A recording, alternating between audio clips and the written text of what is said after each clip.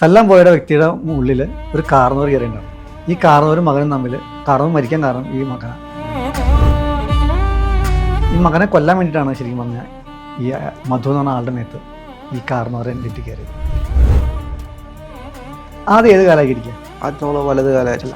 ആദ്യം ഇടത് കാലം വെക്കും. നമ്മൾ ഇടത് കാലം വെച്ച് വലുതായാലും പുറലേക്കുക, തൊട്ട് തോന്നിയ ശേഷം വലുതായാലും ഏറ്റുക, തിരിച്ചു കയറിയൊക്കെ. ചൂണ്ടുവർമ്മത്തിൽ നമുക്ക് ഒരാളെ അങ്ങനെ നിർത്താൻ കഴിയുമോ? ഒരാളെ മാത്രമല്ല, ഒരു സമൂഹത്തിനെ മാറ്റാൻ പറ്റും.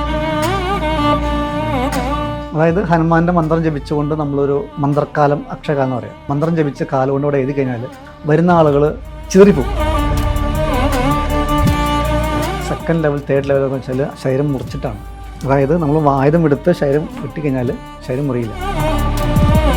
ഈ സിഗരറ്റ് വലി എന്നത് ആയുർവേദത്തിലുള്ളതാണ്. ആ വലിക്കുന്നത് ഈ പറഞ്ഞ കഫത്തെ കളയാൻ വേണ്ടിയിട്ടും ലങ്സിലെ കഫത്തെ കളയാൻ വേണ്ടിയായിരുന്നു. പിന്നീട് നശിപ്പിച്ചപ്പോഴാണ് ഇത് സിഗരറ്റായിട്ട് ഉപയോഗിക്കാൻ പറ്റുന്ന എന്നിട്ട് മനസ്സിലായത്. വയറ്റിനകത്തുള്ള വിഷത്തെ കളയാൻ വേണ്ടിയായിരുന്നു പണ്ട് പാക്ക് ഉപയോഗിച്ചുകൊണ്ടിരുന്നത്.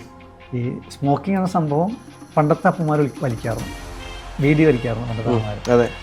അവർ ശരിക്കും അവരമ്മമാർ വലിച്ചുകൊണ്ടിരുന്ന ബീഡി അല്ലായിരുന്നു, മരുന്നായിരുന്നു. സെക്ഷൽ ഡിസോർഡേഴ്സിന് ഏറ്റവും സഹായിക്കുന്ന മരുന്നാണ് കഞ്ചാവ്. മന്ത്രത്തെ സാധന ചെയ്യുന്നതാണ് മാന്ത്രികൻ. ഊർജ്ജങ്ങളെ കണ്ടറിഞ്ഞ വ്യക്തി ആരോ അവരെ മാന്ത്രികൻ എന്ന് പറയാൻ സാധിക്കും. ഒരു വൈദ്യൻ മാന്ത്രികൻ ആണോ യഥാർത്ഥത്തിൽ? തീർച്ചയായിട്ടും ആണ്. വൈദ്യനല്ല, കളരി ഗുരുക്കൾ മാന്ത്രികനാണ്, മാന്ത്രികനാവണം. കാരണം കളരി എന്ന് പറഞ്ഞ വാക്കിൻ്റെ അർത്ഥം എൻ്റെ അകത്തുള്ള കളങ്ങളെ കളയുന്ന രീതിയാണ്. എൻ്റെ അകത്തുള്ള കളം പറിക്കുമ്പോൾ ചെളി ഉണ്ടാവും. അത് കളം എന്ന് പറഞ്ഞാൽ കള പറിക്കുമ്പോൾ ചെളി ഉണ്ടാവും എന്ന് പറയുന്ന പോലെ എൻ്റെ അകത്തുള്ള അശുദ്ധികളെ പറിക്കുന്ന സമയത്ത് അവിടെ കുറേ എന്താ പറയുക, എനർജി വിസ്ഫോടനം ഉണ്ടാവും. ആ എനർജി വിസ്ഫോടനത്തിനെ പരിഹരിക്കാൻ കഴിവുള്ളവനാവണം. കഴിവുള്ളവൻ മാന്ത്രികനാവും. മന്ത്രത്തെ സാധന ചെയ്യുന്നവനാണ് മാന്ത്രികൻ. ഇന്നത്തെ മാന്ത്രികന്മാരെന്ന് പറഞ്ഞാൽ വേറെ ലെവലാക്കാൻ ചിന്തിക്കും, അതല്ല കേട്ടോ. ഊർജ്ജങ്ങളെ കണ്ടറിഞ്ഞ വ്യക്തി ആരോ അവരെ മാന്ത്രികൻ എന്ന് പറയാൻ സാധിക്കും. ഊർജ്ജങ്ങളെ കണ്ടറിയുക എന്ന് പറയുമ്പോൾ എങ്ങനെയാണത്? ഇപ്പം ഞാൻ നേരത്തെ പറഞ്ഞ പോലെ ഒരു എൻറ്റിറ്റി ഉണ്ടെന്ന് തിരിച്ചറിയാം, ഒരു എലമെൻ്റ് തിരിച്ചറിയാം. അത് എൻറ്റിറ്റി ആണോ എലമെൻ്റ് ആണെന്ന് തിരിച്ചറിയാം. എലമെൻ്റ് എന്ന് വെച്ചാൽ തോട്ട്സ്. എൻറ്റിറ്റി ആകുമ്പോൾ അല്പം ശക്തി ഉണ്ടാവും. തോട്ട്സ് ഇങ്ങനെ പറന്ന് നടക്കുള്ളൂ. അതിങ്ങനെ എവിടെ ബബിള് ഇങ്ങനെ മുട്ടിക്കണോ മുട്ടിരിക്കും. അത് അവിടെ നിന്ന് ഇങ്ങനെ സഖ്യമുണ്ടിരിക്കും. അത് വേറെ വിഷയമൊന്നുമില്ല. അത് കുറച്ച് നേരം കഴിയുമ്പോൾ നമ്മുടെ ആ തോട്ട് നമ്മുടെ ബോഡിയിലേക്ക് ആവും, അത്രയേ ഉള്ളൂ. പക്ഷേ എൻറ്റിറ്റി അങ്ങനെയല്ല. എൻറ്റിറ്റിക്ക് അതിൻ്റെതായ സ്വന്തമായിട്ടുള്ളൊരു വികാരമുണ്ട്, വിചാരമുണ്ട്, ഒരു ലക്ഷ്യമുണ്ട്. പക്ഷെ ചിലർ പറയുന്നത് എൻറ്റിറ്റിക്ക് അങ്ങനെയുള്ള കാര്യങ്ങളൊന്നും ഉണ്ടാകത്തില്ല എന്നാണ്. ഉണ്ട്. നമ്മുടെ ഗുരുനാഥൻ്റെ കൂടെയുള്ള സമയത്തുണ്ടായ ഒരു അനുഭവമാണ്. മധു എന്ന ഒരു വ്യക്തി, ആള് മദ്യം കഴിക്കാറുണ്ടായില്ല. മദ്യം കഴിച്ചു തുടങ്ങി കുറച്ച് ആളായിട്ട്. ഒരിക്കൽ യാതൊരു പരിചയമില്ലാത്ത ഒരാളെ കണ്ടപ്പോൾ, വണ്ടി ഓടിക്കുന്ന ഡ്രൈവറാണ് പുള്ളി, വണ്ടി ഓടിക്കുന്ന വഴിക്ക് വെച്ച് കണ്ടപ്പോൾ വണ്ടി നിർത്തി, വണ്ടിയിൽ നിന്ന് ഇറങ്ങി ചെന്ന ആൾക്കെല്ലാം പോയി. അപ്പോൾ ഈ സംഭവം പുള്ളി പറയുന്നത് എൻ്റെ ഗുരുനാഥൻ്റെ കൂടെ ഒരു ഹിപ്നോട്ടിസം ക്ലാസ്സിലാണ് പറയണത്. അപ്പോൾ ഗുരുനാഥൻ ചോദിക്കേണ്ടത് എന്തൊക്കെയാണ്, അതായത് വണ്ടിക്കകത്ത് ഈ തല്ലാൻ പോയെന്ന വ്യക്തി ഉണ്ടല്ലോ, തല്ലാൻ പോയ വ്യക്തിയുടെ ഉള്ളിൽ ഒരു കാർന്നോർ കയറിയിട്ടുണ്ടായിരുന്നു. ഈ കാർന്നോരും മകനും തമ്മിൽ ഭയങ്കര ഒച്ചപ്പാടായിരുന്നു. ഈ കാർന്നോർ മരിക്കാൻ കാരണം ഈ മകനാണ്. അപ്പോൾ ഈ മകനെ കൊല്ലാൻ വേണ്ടിയിട്ടാണ് ശരിക്കും പറഞ്ഞാൽ ഈ മധു എന്ന് പറഞ്ഞ ആളുടെ മേത്ത് ഈ കാർന്നോരെ തെറ്റി കയറിയത്. മധു ഈ പയ്യനുമായിട്ട് യാതൊരു ബന്ധമില്ല. വഴിക്ക് വെച്ച് കാണുന്നു, വണ്ടി വട്ടം വയ്ക്കണു, ഇറങ്ങി ചെല്ലുന്നു, തല്ലുന്നു. പൂർവ്വ ജന്മമായിട്ടുള്ള ഒരു വൈരാഗ്യം പോലെ തല്ലുക. മനസ്സിലാക്കണം. അപ്പോൾ എനർജി ഇല്ലയെന്ന് പറയാൻ പറ്റില്ല. എനർജിയിലുണ്ട്. എനർജി ഇല്ലയെന്ന് പറയണമെങ്കിൽ നമുക്ക് ഓറയില്ലാന്ന് പറയേണ്ടി വരും. ഈ ഓറ, അപ്പോൾ നേരത്തെ പറഞ്ഞ പോലെ വികാര വിചാരങ്ങളില്ലാന്ന് പറയുമ്പോൾ എൻ്റെ ഓറയ്ക്ക് എൻ്റെ ഓറ പ്യൂറാന്ന് പറയേണ്ടി വരും. ഞാൻ പ്യൂറല്ല. എൻ്റെ ഉള്ളിൽ ഒത്തിരി ഇമോഷൻസ് കടന്നു പോകുന്നുണ്ട്, അപ്പം ഞാൻ പ്യൂറല്ല. ഇപ്പോൾ ഒരു ബബിള്, ഒരു സെക്ഷൽ ഇമോഷൻ്റെ ഒരു ബബിള്, ആ ബബിള് എൻ്റെ ബോഡിയിലേക്ക് വന്നു കഴിഞ്ഞാൽ അതിവിടെ ചാർജ് ആവും. എനിക്ക് സെക്ഷൽ ഇമോഷൻസ് ഫീൽ ചെയ്യും. ചില സ്മെല്ലില്ലേ, സ്മെല്ല് വരുമ്പോൾ നമുക്ക് നല്ല പ്ലസൻറ്റ് ഇത് ഫീൽ ചെയ്യില്ലേ എന്ന് പറഞ്ഞ പോലെ എങ്ങനെ ഉണ്ടാവും, എനർജിക്ക് മാറ്റം ഉണ്ടാവും. അപ്പോൾ ഓരോ എൻറ്റിറ്റിക്കും അതിൻ്റേതായിട്ടുള്ള ഉദ്ദേശങ്ങളുണ്ടാവും. ചിലത് പാസ്റ്റ് ലൈഫായിട്ടുള്ള കണക്ഷൻ ഉണ്ടാവാം. പാസ്റ്റ് ലൈഫ് ഉള്ള കണക്ഷനൊക്കെ ഉള്ളത് നമ്മൾ കൂടുതൽ പിടിച്ചിട്ടുണ്ടെങ്കിൽ നമ്മൾ തോൽപ്പിക്കും. അങ്ങനെ കുറേ വിഷയങ്ങളുണ്ടായിട്ടുണ്ട് ജീവിതത്തിൽ. യഥാർത്ഥത്തിൽ അങ്ങനെയുള്ള ആളുകൾ സാധന ചെയ്യണമെന്ന് പറഞ്ഞിട്ടുണ്ട്. യഥാർത്ഥത്തിൽ ഒരാൾ എങ്ങനെയാണ് സാധന ചെയ്യേണ്ടത്? ഇപ്പോൾ അല്ലെങ്കിൽ ഇപ്പോൾ അങ്ങ് പറഞ്ഞതുപോലെ ഈ ഓറയെ ശക്തിപ്പെടുത്താൻ വേണ്ടി നമ്മൾ എന്താണ് ചെയ്യേണ്ടത്? അതിന് കളരിയിൽ ഓരോ ആളുകളുടെ ലക്ഷ്യം അനുസരിച്ചാണ്. അതായത് ഞാൻ നേരത്തെ പറഞ്ഞു, കളരിയിൽ 10 പേര് ജോയിൻ ചെയ്യുന്നുണ്ടെങ്കിൽ 10 പേര് തുടക്കക്കാരിൽ നിന്നല്ല, പണ്ടേ തുടങ്ങിയ ആൾക്കാരുണ്ടാവും. അപ്പോൾ പണ്ടേ തുടങ്ങിയവൻ്റെ സാധനക്രമമല്ല ഇന്നും തുടങ്ങുന്നതിൻ്റെ സാധനക്രമം. അപ്പോൾ ഓരോരുത്തർക്കും ഓരോ രീതിയാണ്. ചിലവർക്ക് ഈ പറഞ്ഞ പോലെ വാള് മതിയാവും. വാള് മീൻസ് ചില ഉദാഹരണം പറഞ്ഞാൽ കേട്ടോ, ഇപ്പോൾ കൊതിനെ കൊല്ലാനായിട്ട് കൈയടിച്ചാൽ മതി, അല്ലെങ്കിൽ കൊതിരി വെച്ചാൽ മതി. എലിക്ക് അത് പോരാ എന്ന് പറഞ്ഞ പോലെ ഓരോ ആളുകളുടെ എവിടെയാണ് ബ്ലോക്ക്, ആ ബ്ലോക്കിനനുസരിച്ചിട്ട് ചിലപ്പോൾ മന്ത്രസാധനം കൊടുക്കേണ്ടി വരും. ചിലവർക്ക് ബലികർമ്മങ്ങൾ കൊടുക്കേണ്ടി വരും. മീൻസ് അവൻ്റെ മനസ്സ് അത്രയും റഫാൻ വേണ്ടിയിട്ടാണ് ബലി കൊടുക്കേണ്ടി വരും. ചിലവർക്ക് അത് വേണ്ട, ചില പ്രാണായാമം കൊടുത്താൽ മതിയാവും. ചിലവർക്ക് ചില മൂവ്മെൻറ്റ് കൊടുത്താൽ മതിയാവും. അതൊക്കെ തിരിച്ചറിയാൻ കഴിയണം. ഒരു ഗുരുക്കളാകുമ്പോൾ ഇത് തിരിച്ചറിയാനുള്ള കഴിവുണ്ടാവണം. കുട്ടികൾ വരും, പല സ്വഭാവത്തിലുള്ള കുട്ടികൾ വരും. ആ കുട്ടികളുടെ സ്വഭാവത്തെ തിരിച്ചറിഞ്ഞിട്ട് ഒരു നല്ല കുട്ടികളല്ല ഉദ്ദേശിച്ചത്, അവൻ്റെ ഉള്ളിൽ അവൻ്റെ പ്യൂരിറ്റി, ആ വരുന്ന കർമ്മകളെ കട്ട് ചെയ്യാനുള്ള ഒരു സിദ്ധി ഉണ്ടാക്കി കൊടുക്കലാണ് നമ്മൾ ചെയ്യേണ്ട ആവശ്യം. അല്ലാതെ അവൻ നല്ല മിടുക്കനാവുക എന്നുള്ള കൺസെപ്റ്റ് അല്ല. പലപ്പോഴും നമ്മൾ കളരി എന്ന് കേൾക്കുമ്പോൾ ആയോധന വിദ്യ മാത്രമാണ് ഓർമ്മ വരുന്നത്. അങ്ങോട്ടും ഇങ്ങോട്ടും ഇപ്പോൾ വാള് വെച്ച് പരിചയിച്ച് അല്ലെങ്കിൽ ഓരോ മുറകൾ കാണിക്കുക, ഇതാണ് പലപ്പോഴും വരുന്നത്. അതിനപ്പുറത്തേക്ക് അവിടുത്തെ ഇപ്പോൾ പ്രാണായാമ സാധ്യതകൾ അതെന്തൊക്കെയാണ് വരുന്നത്? കളരീനെ അത് പറഞ്ഞാൽ മനസ്സിലാക്കണമെങ്കിൽ കളരീനെ 4 ഭാഗങ്ങളാണ്. ഈ യോഗശാസ്ത്രത്തിൽ അഷ്ടാംഗ യോഗം എന്ന് പറഞ്ഞ പോലെ 8 അംഗങ്ങളെന്ന് പറഞ്ഞാൽ 8 രീതിയുള്ള കളരിയിൽ 4 ഭാഗങ്ങളാണ്. ആദ്യം നമ്മൾ പഠിക്കുന്നത് ശരീരത്തിനെ സ്റ്റേബിൾ ചെയ്യാൻ വേണ്ടിയിട്ടാണ്. ആ വിഷയങ്ങൾ ഇന്ന് മോഡേൺ സയൻസ് പഠിച്ചിട്ട് പറയുന്ന കേസ് ഇങ്ങനെയാണ്: ന്യൂറോ മസ്കുലർ കോർഡിനേഷൻ എന്ന് പറയുന്നത്. അതായത് ന്യൂറോ മസ്കുലർ കോർഡിനേഷൻ പെട്ടെന്ന് ആക്ട് ചെയ്യാനുള്ള വർക്കാണ് നടക്കുന്നത്. അതിന് മെയ്പ്പൈറ്റ് എന്ന് പറയും. മെയ് അംഗം ശരീരം കൊണ്ട് കുറേ വ്യായാമം ചെയ്യും. അതിൽ ഈ പറഞ്ഞ പോലെ ശ്വാസത്തെ പിടിച്ച് നിർത്തി ഊക്കുബലം ഉണ്ടാക്കിയെടുക്കും. ഊക്കുബലം. അപ്പോൾ ഞാനിങ്ങനെ വ്യായാമം ചെയ്യുമ്പോൾ എൻ്റെ കൈകളുടെ ബലം ഇത്രയ്ക്കേ ഉള്ളൂ. അത് കഴിഞ്ഞ് കഴിയുമ്പോൾ രണ്ടാമത്തെ അഭ്യാസമായിട്ടുള്ള വടി. ആ വടി 1 ചാൻ, 2 ചാൻ, 3 ചാൻ, അങ്ങനെ 12 ചാൻ. അപ്പോൾ ഞാൻ അങ്ങ് അവിടെ ഇരിക്കുകയാണ്, എനിക്ക് ഇവിടെ തൊടാൻ പറ്റില്ല അദ്ദേഹം. അങ്ങനെ അപ്പോൾ എന്ത് ചെയ്യും, ഒരു വടി വെച്ച് തൊട്ട് പോകും. വടി മൂവ് ചെയ്യുമ്പോൾ വഴി തുമ്പ് വരെയുള്ള സെൻസേഷൻ എനിക്കുണ്ടാവും അല്ലേ. അപ്പോൾ എൻ്റെ ഉള്ളിൽ ഉണ്ടാക്കിയ ആ പ്രാണിൻ്റെ വായുവിൻ്റെ ആ ഒരു ഊക്ക് ബലത്തെ ഞാൻ അത്ര ദൂരം കൊണ്ടുവരാം. ഇവിടെ ഉണ്ടായ സാധനത്തിനെ ഞാൻ എക്സ്പാൻഡ് ചെയ്ത് അവിടെ വരെ വന്നു. ഇനി എന്ത് ചെയ്യണം, എക്സ്പാൻഡ് ചെയ്തിട്ട് സ്പ്രെഡ് ചെയ്യല്ല, എൻ്റെ ഉള്ളിലേക്ക് ആക്കണം. അപ്പോൾ മരത്തിന്, മെറ്റൽസിന്, ഈ മരം പോലെയുള്ള സാധനങ്ങൾക്ക് ഇരുമ്പിന് ഈ എനർജി സ്റ്റോർ ചെയ്യാൻ കപ്പാസിറ്റി ഇല്ല ഊക്ക് ബലത്തിന്.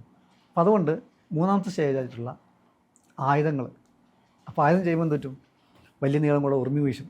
അപ്പോൾ അത്രയും ദൂരം എൻ്റെ ഊർജ്ജം പോയിട്ട് കയ്യിലൂടെ കയറി ഇവിടെ സ്റ്റോറാകും. ഇവിടെയാണ് സ്റ്റോർ ചെയ്യുന്നത്, അഗ്നിമണ്ഡലത്തിലാണ്. അത് സ്റ്റോറായി കഴിയുമ്പോൾ മെല്ലെ കുണ്ടലിനി ശക്തി വരും. അവിടെ അത് കഴിയുമ്പോഴാണ് ശരിക്കും പറഞ്ഞ പോലെ നോക്കും, ഈ ഇന്ന് കരാട്ടെ കാണുന്ന പോലെ വെറും കൈ ഫൈറ്റുകൾ ഒക്കെ കാണുന്ന അവിടെയാണ് വെറും കൈ എന്ന് പറയും. അത് പഠിക്കുമ്പോഴേക്കും നമ്മൾ മർമ്മം അറിയണം, ചികിത്സ അറിയണം. അതായത് അംഗത്താരി എത്തിക്കഴിഞ്ഞ വ്യക്തിക്ക് പിന്നെ കുണ്ടലിനി ശക്തി വളർത്തണം. അപ്പോൾ അവൻ പഠിക്കേണ്ട രീതികൾ ശരീരശാസ്ത്രം അറിയണം, മനഃശാസ്ത്രം അറിയണം. അത് കഴിയുമ്പോഴാണ് അവൻ ആ ലെവലിലേക്ക് മാറുക. അപ്പോൾ എല്ലാ കാര്യങ്ങളും ഒരു കളരി അഭ്യസിക്കുന്ന ഒരാൾ അറിഞ്ഞിരിക്കണം. എങ്ങനെ ഭക്ഷണം കഴിക്കണമെന്ന്, എങ്ങനെ ഭക്ഷണം കഴിച്ചാൽ ദഹിക്കില്ല എന്നറിയണം, നല്ല കഴിക്കേണ്ട പറ്റുള്ളൂ. അപ്പോൾ ഏത് രീതിയിൽ ഇരിക്കണമെന്നും എങ്ങനെ നടക്കണമെന്നും എങ്ങനെ ചിന്തിച്ചാൽ അല്ലെങ്കിൽ എങ്ങനെ നിന്ന് ചിന്തിച്ചാൽ എൻ്റെ മനസ്സ് സ്റ്റേബിൾ ആവുമെന്നൊക്കെ അറിയണം. അപ്പോൾ ഇങ്ങനെ കെട്ടി നിൽക്കുന്ന ഒരു ലക്ഷണം. അപ്പോൾ അതല്ല കൈ ബാക്കി കെട്ടി നിൽക്കുന്ന അവസ്ഥ, അതല്ല ഇങ്ങനെ നിൽക്കുന്ന അവസ്ഥ. ഇതൊക്കെ ഓരോരോ അവസ്ഥയാണ്. ഇതൊക്കെ കളരി പഠിപ്പിക്കുക നമ്മൾ. ഇതെല്ലാം കളരി പഠിക്കും. അപ്പോൾ നമ്മളൊരു ഉദാഹരണമായിട്ട് ഒരു അമ്പലത്തിൽ കയറുക, നമ്മളെങ്ങനെ കയറണേ, നമ്മൾ തൊട്ട് വലുത് കയറും. ആദ്യം ഏത് കാലാക്കി ഇരിക്കുക? ആദ്യം നമ്മൾ വലത് കാലമായിട്ടല്ല, ആദ്യം ഇടത് കാലം വയ്ക്കും. നമ്മൾ ഇടത് കാലം വെച്ച് വലുതായാലും പുറലേ വയ്ക്കുക, തൊട്ട് തോന്നിയ ശേഷമാണ് വലുതായാലും ഏറ്റ് വയ്ക്കുക അല്ലേ. തിരിച്ചു കയറി വയ്ക്കേ, വേഗത ഉണ്ടാവില്ല. ഇത് കളരി ആദ്യം പഠിപ്പിക്കും. കളരി ക്ലാസ്സിൽ ജോയിൻ ചെയ്യാൻ വന്ന കുട്ടികൾ ആദ്യം പഠിപ്പിക്കുന്നത് എന്താണ്, നിങ്ങൾക്ക് വേഗത ഉണ്ടാവണം, മനസ്സിന് മാത്രമല്ല ശരീരത്തിനും. ഹനുമാനെ പോലെ ആവണമെന്ന് പറയാം. ചിന്തിക്കുന്ന അത്രയും മോൻ്റെ അടി വന്നേക്കാൻ ഇവിടെ തടുത്ത് നമ്മൾ വീട്ടിൽ പോകണം. അത്രയും ഫാസ്റ്റ് ആവണം. വളരെ സ്ലോ അല്ല, ഭയങ്കര ഫാസ്റ്റാണ്. അപ്പോൾ ആദ്യം പഠിപ്പിക്കുന്ന കേസ് എന്ന് വെച്ചാൽ ഫാസ്റ്റ് ആവാനുള്ള കാര്യങ്ങളാണ്. വലത് കാല് പുറകിട്ട് ഇറക്കി വെച്ചിട്ട് കൈ തൊട്ട് വന്നിച്ചിട്ട് വലത് കാല് കയറ്റി വയ്ക്കുമ്പോൾ ഫാസ്റ്റായി. എന്നാൽ ഇടത് കാല് പുറത്ത് ഇറക്കി വെച്ചിട്ട് തൊട്ട് ഇറക്കി ഫാസ്റ്റ് ചെയ്യാൻ പറ്റില്ല. ഓടാൻ നിൽക്കുന്ന ആൾക്കാർ നിൽക്കണ എങ്ങനെയാണ്? വലുതാല പറയല്. വേണി ചോദിക്കാം, ലെഫ്റ്റ് ഹാൻഡേഴ്സ് നോക്കിയാൽ. അതെനിക്കറിയില്ല കേട്ടോ, എനിക്കറിയില്ല, അറിയാത്ത വിഷയമാണ്. ഓടാൻ നിൽക്കുന്ന ആളുകൾ ഫാസ്റ്റ് കിട്ടാൻ വേണ്ടിയിട്ട്, ഓടുന്നതിനുള്ള ആ സ്പൈക്ക് കിട്ടാൻ വേണ്ടിയിട്ട് ആദ്യം ഇറക്കി വയ്ക്കുന്നത് വലതുകാലാണ്. വലതുകാലിന് പമ്പിങ് കൊടുക്കുമ്പോഴാണ് ഓട്ടത്തിന് സ്പീഡ് കൂടുക. കളി ചെയ്യുന്ന ഓരോ ചുവടിനും ഓരോ അർത്ഥങ്ങളുണ്ട്, ഓരോ നാഡി വ്യവസ്ഥകൾ അനങ്ങുന്നുണ്ട്. അതിനൊക്കെ അനക്കി എക്സ്പാൻഡ് ചെയ്ത് അത് നമ്മുടെ ശരീരത്തിനകത്ത് ഇങ്ങനെ എനർജി എന്താ പറയുക, അതിനെ സ്റ്റോർ ചെയ്ത് വെച്ച് കഴിയുമ്പോഴാണ് കുണ്ടലിനി ശക്തി മെല്ലെ ഉണരാൻ തുടങ്ങുന്നത്. അപ്പോൾ അവന് സാധന ഏതാ വേണ്ടേ, അവൻ്റെ മനസ്സനുസരിച്ച്, അവൻ്റെ സ്വഭാവം അനുസരിച്ച് സാധന പഠിപ്പിക്കും. സാധനയോടൊപ്പം തന്നെ ചികിത്സയും പഠിപ്പിക്കും. രണ്ടും ഒരുമിച്ച് പഠിക്കുക. അപ്പോഴാണ് മോൻ പറഞ്ഞ പോലെ നോക്കുമർമ്മം ചൂണ്ടുമർമ്മൊക്കെ പഠിപ്പിക്കുന്നത്. പിന്നെ അവൻ പഠിച്ച് കുറച്ച് നാൾ കഴിയുമ്പോഴാണ് ഇതൊക്കെ ചൂണ്ടുമർമ്മം ചെയ്യുന്ന ആൾക്കാരൊക്കെ ഉണ്ട്, കിഷോർ ഗുരുക്കളൊക്കെ ഉണ്ട്. അദ്ദേഹം കഴിഞ്ഞ ദിവസം ഒരു പോസ്റ്റ് ഇട്ടുണ്ടായിരുന്നു ചൂണ്ടുമർമ്മം ചെയ്യുന്നതിൻ്റെയൊക്കെ. ചെയ്യാം.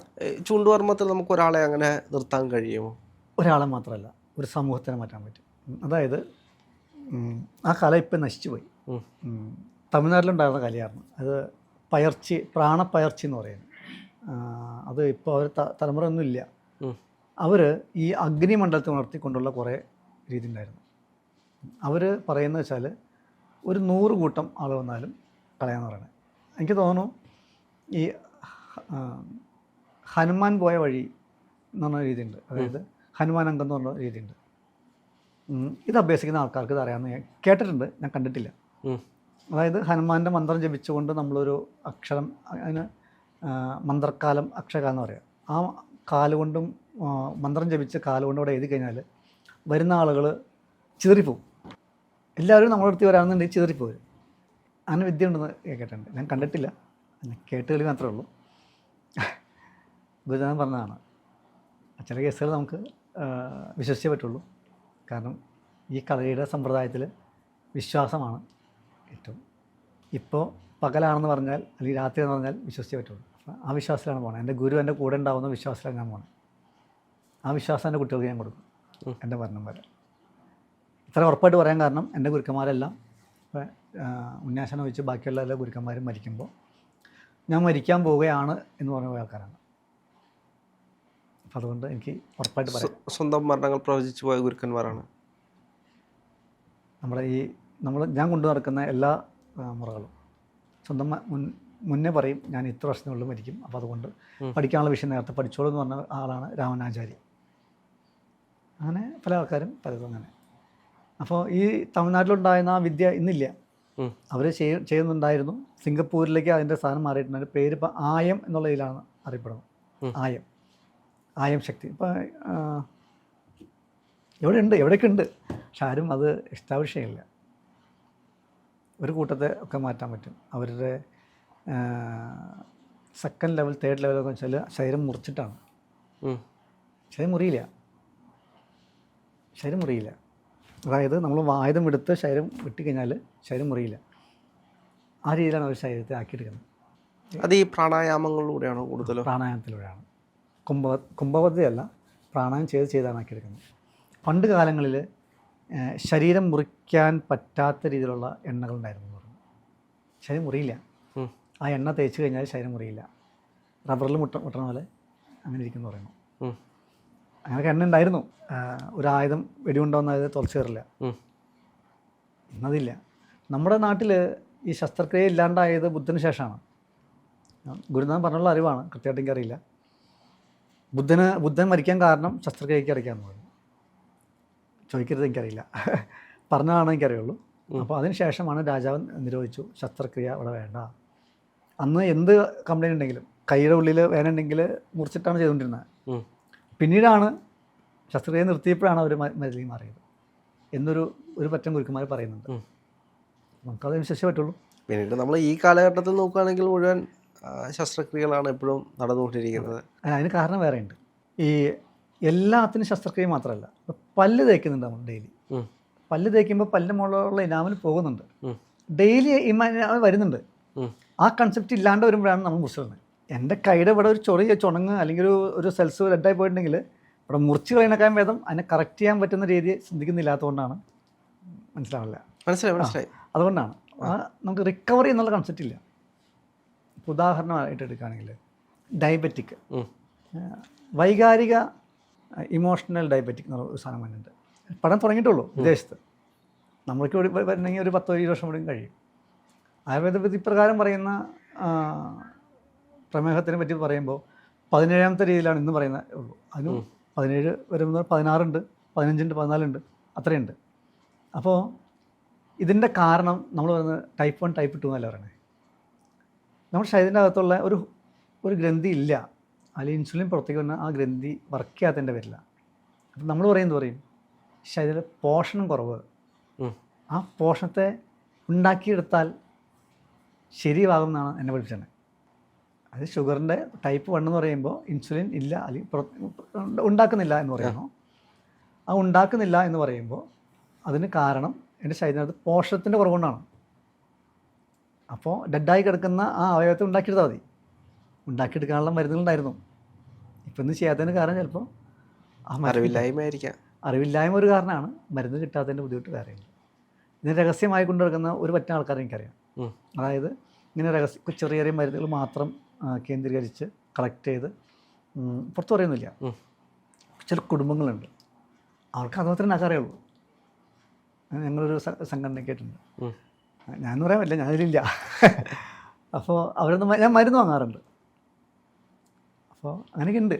ചില ഗ്രന്ഥികൾ ഇല്ലാണ്ടായാൽ, ഇപ്പോൾ നമ്മുടെ പിത്താശയത്തിൽ കല്ല് വന്നു കഴിഞ്ഞാൽ നമുക്കത് എടുത്ത് കളയല്ല വേണ്ടേ, ആ കല്ലിനെ കളയാനായിട്ടുള്ള മരുന്നുകൾ അകത്ത് കൊടുത്താൽ ആ കല്ല് ഉരുകി മൂത്രയുടെ പൊക്കോളും വലത്തോടെ പൊക്കോളും. അങ്ങനെ ചിന്തിക്കാനുള്ള ഒരു അവസ്ഥ കൂടി ഉണ്ടാക്കണം ഇന്നത്തെ ആയുർവേദം. ഒരു അപേക്ഷ കൂടിയാണത്. ഇതിൽ ഈ ഒറ്റമൂലികളെല്ലാം ശരിയായിട്ടുള്ള കാര്യമാണ്. പലപ്പോഴും നമ്മൾ ഇന്നത്തെ കാലത്ത് ഒറ്റമൂലിക്ക് പുറകെ പോകുന്ന ആളുകളാണ്. ഇപ്പോൾ യൂട്യൂബിൽ തന്നെ ഇപ്പോൾ തലവേദനയ്ക്ക് ഇന്നത്, അല്ലെങ്കിൽ മൈഗ്രെയിന് ഇന്നത്, വയറുവേദനയ്ക്ക് കഫത്തിന് ഒറ്റമൂലി, അങ്ങനെ ഒറ്റമൂലികൾ ഒരുപാട് പേര് ഇന്ന് പ്രചരിപ്പിക്കാറുണ്ട്. ഇത് യഥാർത്ഥത്തിൽ ശരിയായിട്ടുള്ള കാര്യമാണോ? കുറേയൊക്കെ സക്സസ് ആണ്. ഒറ്റമൂലി വെച്ചാൽ ഒരു മരുന്ന് മാത്രമല്ല, പല മരുന്നുകൾ കൂടി ചേർത്ത് ഒറ്റമൂലി കൊടുക്കാം. ഇൻസ്റ്റൻ്റായിട്ട് കൊടുത്ത് മാറ്റുന്ന അവസ്ഥ. മറ്റതൊക്കെ നടുവേദന ഒന്നും ഇന്ന് കയറോപ്രാക്ട് പറഞ്ഞ പോലെ നടുവേദന ഒന്നും ആ കയറ്റി വെച്ച് ഇടുന്ന പോലെ അപ്പോൾ മാറ്റം വരാം. എന്നാൽ എല്ലാവർക്കും മാറ്റം വരാൻ നിർബന്ധമില്ല, വരത്തില്ല. അത് ഈ പറഞ്ഞ പോലെ ഓരോ ആളുകളുടെ ശരീരപ്രകൃതി, അവൻ്റെ ലക്ഷണം, അവൻ്റെ ചിന്താഗതി, അവൻ്റെ ശ്വാസം, അവൻ്റെ യുക്തി ഒക്കെ നോക്കിയിട്ടാണ് കൊടുക്കേണ്ടത്. കാടടിച്ച് വെടി വെച്ച് കഴിഞ്ഞാൽ ഏതെങ്കിലും മരത്തിന് കൊള്ളും. അപ്പോൾ ഈ തലവേദനയ്ക്ക്, കഫത്തിന്, ഇതിനൊക്കെ ഒറ്റമൂലികൾ കൊടുക്കുന്നത്, ഇപ്പോൾ നമുക്കറിയാം കഫത്തിനൊക്കെ ഒറ്റമൂലികൾ ഒരുപാട് പേര് പറയുന്നുണ്ട്. ഇപ്പം ചിലർക്ക് ഇഞ്ചി തിളപ്പിച്ച് അല്ലെങ്കിൽ അത്തരത്തിലുള്ള ഏതെങ്കിലും കാര്യങ്ങൾ പറയുന്നുണ്ട്. രാത്രി കുടിച്ചിട്ട് കിടന്നാൽ മതി, കഫം മാറും, അങ്ങനെ പറയുന്നുണ്ട്. ഇതൊക്കെ യഥാർത്ഥത്തിൽ ശ്രമിച്ചു നോക്കിക്കഴിഞ്ഞാൽ നടക്കുന്ന കാര്യങ്ങൾ തന്നെയാണോ? കുറേയൊക്കെ നടക്കുന്ന കാര്യമാണ്. അങ്ങനെയാണെങ്കിൽ എല്ലാവർക്കും ശ്രദ്ധിക്കേണ്ട വെച്ചാൽ കഫം വന്നതിൻ്റെ കാരണം കൂടി മനസ്സിലാക്കണം. എല്ലാവർക്കും അല്ല, ചിലർക്ക് നടക്കും. ഒരു 20-30% ഒക്കെ സക്സസ് ആവും. ബാക്കി സക്സസ് ആവാത്തതിന് കാരണം ആ കഫം വന്നതിൻ്റെ കാരണം ഈ സിഗരറ്റ് വലിയില്ലേ. ഈ സിഗരറ്റ് വലി വന്നത് ആയുർവേദത്തിലുള്ളതാണ്, സിഗരറ്റ് വലി. പക്ഷേ ഇന്നിടുന്ന ടുബാക്കോ അല്ലായിരുന്നു, മരുന്നുകൾ ചതച്ചെടുത്ത് ഇങ്ങനെ കുഴലുണ്ടാക്കി വലിക്കായിരുന്നു. ആ വലിക്കുന്നത് ഈ പറഞ്ഞ കഫത്തെ കളയാൻ വേണ്ടിയിട്ടും ലങ്സിലെ കഫത്തെ കളയാൻ വേണ്ടിയായിരുന്നു. പിന്നീടാണ് നശിപ്പിച്ചപ്പോഴാണ് ഇത് സിഗരറ്റായിട്ട് ഉപയോഗിക്കാൻ പറ്റുമെന്ന് പറഞ്ഞിട്ട് മനസ്സിലായത്. വയറ്റിനകത്തുള്ള വിഷത്തെ കളയാൻ വേണ്ടിയായിരുന്നു പണ്ട് പാക്ക് ഉപയോഗിച്ചുകൊണ്ടിരുന്നത്. വെറ്റിലയും അടയ്ക്കയും ചുണ്ണാമ്പും ചേർത്ത് അതിൻ്റെ കൂടെ ഗ്രാമ്പും ചേർത്ത് പുതിനയും ചേർത്ത് ഒരു കൂട്ട് ഉണ്ടാക്കി കൊടുക്കും. എൻ്റെ ശരീരത്തിൻ്റെ അകത്ത് എന്താണ് കംപ്ലയിൻ്റ് ഉള്ളത്, ദഹിക്കാത്തതിന് കംപ്ലയിൻറ്റ്. അപ്പോൾ ഞാൻ ആ മുറുക്കാൻ കഴിച്ച് കഴിഞ്ഞാൽ എൻ്റെ അസുഖം മാറും. പക്ഷെ ഇന്ന് മുറുക്കാൻ്റെ കൂടെ കഞ്ചാവായി സാധനം. ഞാൻ ആരും തുടങ്ങിയില്ല, പക്ഷേ പറയാണ്ട് പറ്റില്ല. ഇന്ന് അങ്ങനെ മാറുമ്പോൾ രീതി മാറി. ഇന്ന് പണ്ട് ശ്വാസകോശങ്ങളുടെ വിഷയം കളയാൻ വേണ്ടിയിട്ട് ഉപയോഗിച്ചുകൊണ്ടിരുന്ന ചുരുട്ടല്ല മരുന്നിൻ്റെ സിഗരറ്റ് ഇന്ന് സിഗരറ്റായി. അത് ആരൊക്കെ എന്തൊക്കെയോ അല്ലെങ്കിൽ ആരൊക്കെ ഈ കാണുന്ന അറിവിനെ പൈസയാക്കാൻ ശ്രമിച്ചിട്ടുണ്ടോ അത് ആദ്യ പടിയിൽ നമുക്ക് അറിയില്ല, കുറേ കഴിയുമ്പോഴായിരിക്കും അത് നശിച്ചറിയുള്ളൂ. ഇന്ന് സിഗരറ്റ് എന്ന് പറയുന്ന കൺസെപ്റ്റ് നമ്മുടെ ചിന്തിക്കുക എന്താ, അതൊരു സ്മോക്കിംഗ് എന്ന് പറഞ്ഞാൽ ഇൻജസ്റ്റ് ടു ക്യാൻസർ എന്ന് പറഞ്ഞാൽ ഹെൽത്ത് എന്ന് പറഞ്ഞാൽ അറിയാം. പക്ഷേ അതല്ലായിരുന്നു. ഈ സ്മോക്കിംഗ് എന്ന സംഭവം പണ്ടത്തെ അപ്പന്മാർ വലിക്കാറുണ്ട്, ബീഡി വലിക്കാറുണ്ട് പണ്ടത്തെ അമ്മമാർ. അവർ ശരിക്കും അവരമ്മമാർ വലിച്ചുകൊണ്ടിരുന്ന ബീഡി അല്ലായിരുന്നു, മരുന്നായിരുന്നു. ഇവരറിഞ്ഞപ്പോഴേക്കും എങ്ങനെയായി. അല്ല, ഇപ്പോൾ മരുന്ന് എന്ന് പറയുമ്പോൾ ആളുകളൊക്കെ ഇപ്പോൾ തെറ്റിദ്ധരിച്ച് ഗഞ്ചയാണ് കൂടുതലും ആളുകൾ പറയുന്നത്. അപ്പോൾ അത് മരുന്നായിരുന്നു, ആ രീതിയിൽ കൂടുതലും അതിനെ വളച്ചൊടിച്ച് ഇത് ഉപയോഗിക്കുന്നത് നല്ലതാണ് എന്ന് പറയുന്ന ആൾക്കാരുണ്ട്. അത് ശരിയാണോ? മരുന്നുകളിലുള്ളതാണ് കഞ്ചാവ്. അതായത് ഹെർബലായിട്ട് കിട്ടുന്ന പല ആവശ്യങ്ങൾക്കും, ഇപ്പോൾ ഇന്ന് കാണുന്ന തുറന്നു പറയുകയാണെന്നുണ്ടെങ്കിൽ സെക്ഷൽ ഡിസോർഡേഴ്സിന് ഏറ്റവും സഹായിക്കുന്ന മരുന്നാണ് കഞ്ചാവ്. വെറുതെ ഉപയോഗിക്കല്ല, അതിനെ ശുദ്ധി ചെയ്യണം. ശുദ്ധി ചെയ്യാണ്ട് കഴിക്കുമ്പോഴാണ് കിക്ക് അടിക്കുന്നത്. അത് കൃത്യമായ രീതിയിൽ കഞ്ചാവിൻ്റെ ഏത് മൂലികകളാണ് എൻ്റെ ശരീരം വേണ്ടത് അതിനെ എടുക്കാൻ വേണ്ടിയിട്ട് ചിലർ പാലിൽ അരച്ച് കലക്കും. ചിലവർ പാലിൽ അരച്ച് കലക്കിയിട്ട് വേറെ വെള്ളത്തിലിട്ട് കലക്കി അതിൻ്റെ നീരെടുത്തെടുക്കും. പലരും പല രീതിയിലാണ്. അപ്പോൾ ഏത് എസൻസാണ് എനിക്ക് വേണ്ടത് അതാണ് ഞാൻ എടുക്കുന്നത്. അപ്പോൾ അതുകൊണ്ടാക്കുന്ന ലേഹ്യങ്ങളുണ്ട്. കഞ്ചാവ് ചേർത്തുണ്ടാക്കുന്ന മദനകാമേശ്വരി ലേഹ്യമുണ്ട്. 1 കിലോ ഉണ്ടാക്കാനായിട്ട് 17 രൂപ 18 രൂപ ഒരു ചിലവ്. ഉണ്ടാക്കിയാൽ വിറ്റുപോകും, പിറ്റേ ദിവസം വിറ്റുപോകും. അത്രയും തിരക്കുണ്ട്, അത്രയും ആവശ്യമുള്ള സാധനമാണ്. അപ്പോൾ ഇതിൻ്റെ അകത്ത് ഈ ലഹരിക്ക് വേണ്ടിയല്ല, ശരീരത്തിൻ്റെ അകത്തുള്ള ഈ നശിച്ചു പോകുന്ന സെൽസിനെ റീജനറേറ്റ് ചെയ്യും. അതായത് നമ്മുടെ പ്രായം 40 ആണെന്നുണ്ടെങ്കിൽ ഒരു 35 കുറയും. എനർജി കൂടും, സ്ട്രെങ്ത് ഉണ്ടാവും, കായിക ബലം കൂടും. ഇപ്പോൾ ഈ ഓട്ടത്തിന് പോകുന്ന ആൾക്കാരൊക്കെ ഇത് കടിക്കില്ല, എന്നിട്ട് പറയുക ഡ്രഗ്സ് അടിച്ചിട്ട് കയറാം. ഡ്രഗ്സ് അടിക്കണ്ട, ഈ സാധനം കഴിച്ചിട്ട് നിരന്തരം ഒരു 10 ദിവസം മുന്നേ കഴിച്ചിട്ട് പോയൊക്കെ ഇത് ബ്ലഡിൽ കാണുകയില്ല, എന്നാൽ സ്ട്രെങ്ത് ഉണ്ടാവുകയും ചെയ്യും, സ്റ്റാമിന ഉണ്ടാവും. അതുകൊണ്ടാണ് ഈ സാധനം ഏറ്റവും കൂടുതൽ സെക്ഷൽ ഡിസോർഡറിന് വേണ്ടിയിട്ട് കൊടുക്കാൻ കാരണം. നല്ലതായിരുന്നു. പിന്നെയുള്ള ആൾക്കാർ ഇതിനെ ശുദ്ധി ചെയ്യാണ്ട് ഉപയോഗിച്ച് കഴിയുമ്പോൾ പറ്റാം, സ്വാഭാവികം.